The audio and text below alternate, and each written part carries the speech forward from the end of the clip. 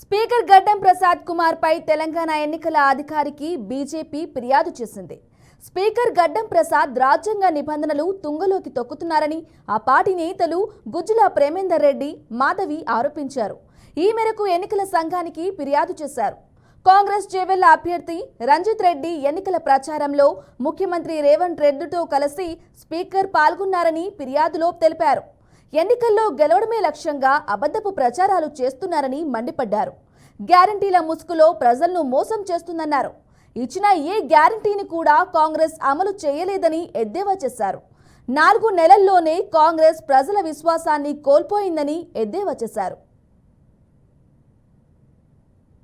శాసనసభ స్పీకర్ గడ్డం ప్రసాదరావు గారు ఆ విధంగా రేవంత్ రెడ్డి గారితో కలిసి మన యొక్క చేవెళ్ల అభ్యర్థి కోసం మద్దతుగా ప్రచారం నిర్వహించాడు.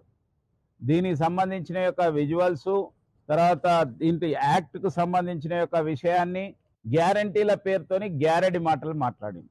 ఒక్కటంటే ఒక్కటి కూడా ఇంతవరకు నెరవేర్చిన యొక్క పాపాన పోలేదు. నెరవేరుస్తారనే నమ్మకం ప్రజలు కోల్పోయింది. కాబట్టే కాంగ్రెస్ పట్ల విపరీతమైన యొక్క వ్యతిరేకత ప్రారంభమైంది. బీఆర్ఎస్ నైతే 10 ఏళ్ళు చూసిండ్రు. బీఆర్ఎస్ ప్రభుత్వం కేవలం కుటుంబం కోసం అవినీతిమయమైపోయింది అనేది అందరికీ అర్థమైపోయింది.